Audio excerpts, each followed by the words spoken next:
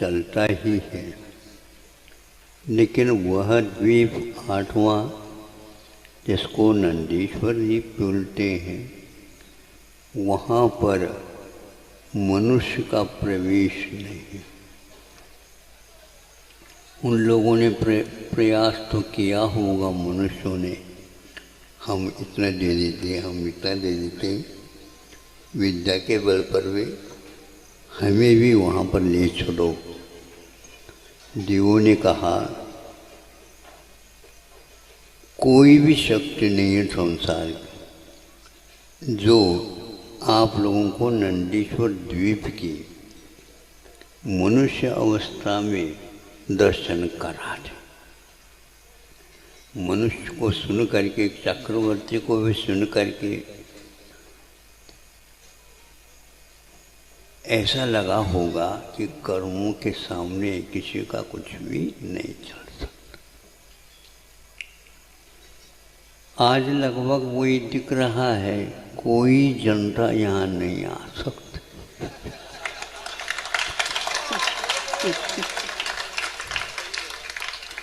यहाँ पर केवल इंद्र स्थापना के साथ जो रहेंगे वही रहेंगे, बाकी जितने भी हैं वो ऑनलाइन से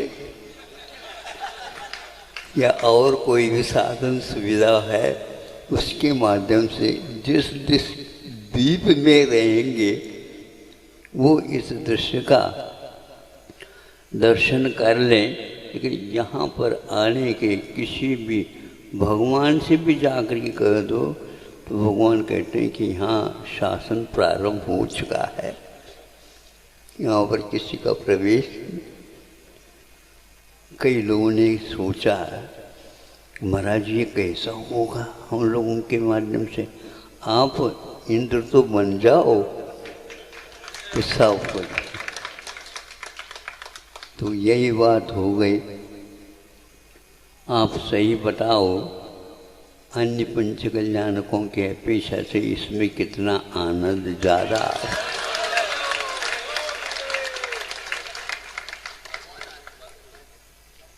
क्या कर सकते हैं, भाग्य की रेखा, कर्मों का उदय, उसको कोई टाल नहीं सकता।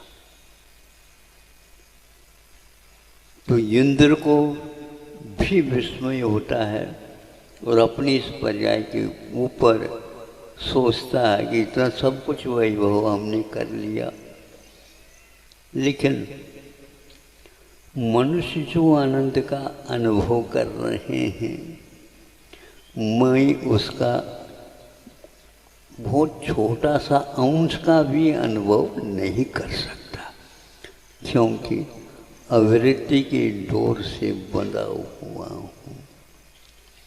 मेरे पास क्षय समदर्शन भले हूँ, किंतु मनुष्य जो अनुभव कर रहा है वह अद्वितीय है।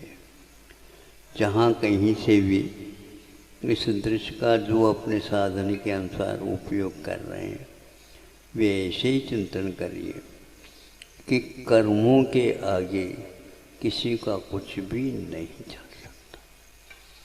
अनंत शक्ति का उपयोग भी कर ले प्रभु, हम लोगों के लिए कुछ करें नहीं संभव। इसलिए अपने किए हुए कर्मों के ऊपर अटल श्रद्धान रखो। मुझे शांतिपूर्वक, समतापूर्वक इसका अनुभव करना है, इसको सहन करना है, और यह मेरे द्वारा किया हुआ कर्म है, मुझे ही इसको भोगना पड़ेगा।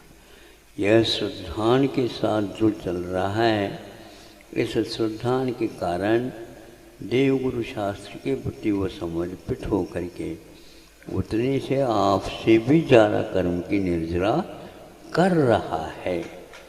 जैन धर्म द्रव्य को महत्व न दे करके भाव को महत्व देता है।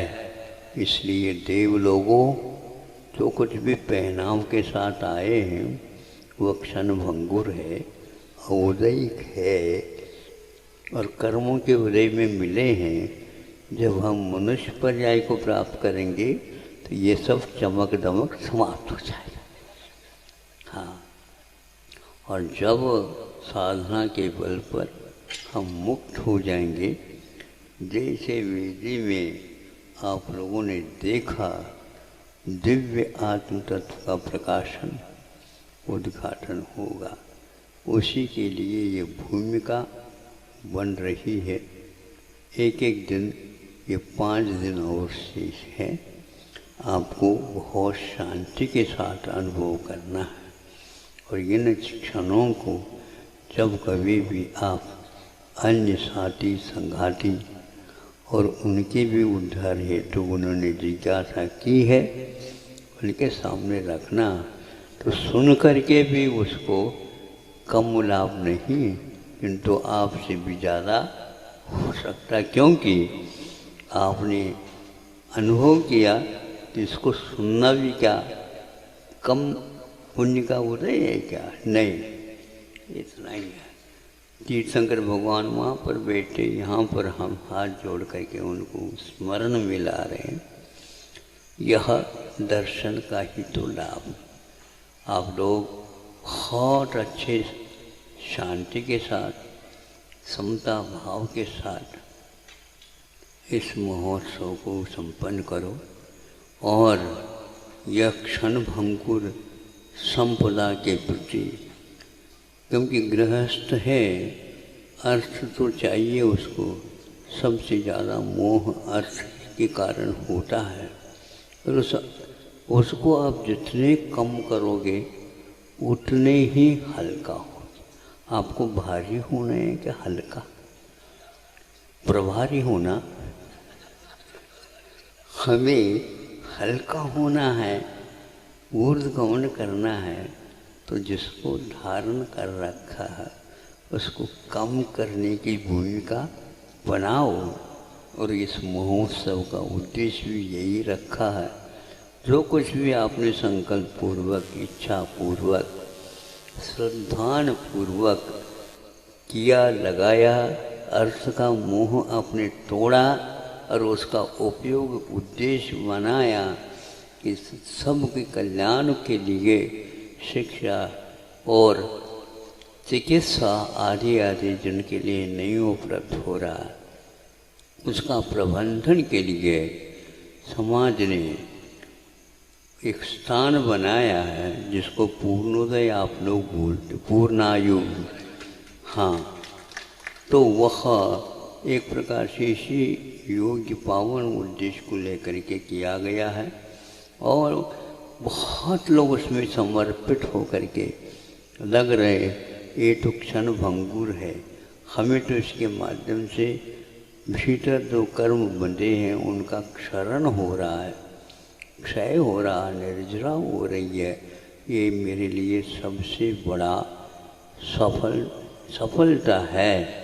इस सफलता से दुनिया में और कोई भी इष्ट हम लोगों के लिए नहीं है। आपका यह उद्देश्य सफल हो, जितना किया है उससे दुगना हो और गुणित क्रम से चले वो भी। हाँ, जैसे आपके भाव बढ़ रहे हैं वैसे वह भी गुणित क्रम से चले और इसी प्रकार की भूमिका सब लोगों के जीवन में घटित हो। यह आपत्ति आई तो है, लेकिन बहुत बड़ी संपत्ति को भी लेकर के आई है। इसका सदुपयोग करो। अहिंसा परमो धर्म की। आचार्य गुरुदेव भगवंत श्री विद्यासागर जी महाराज की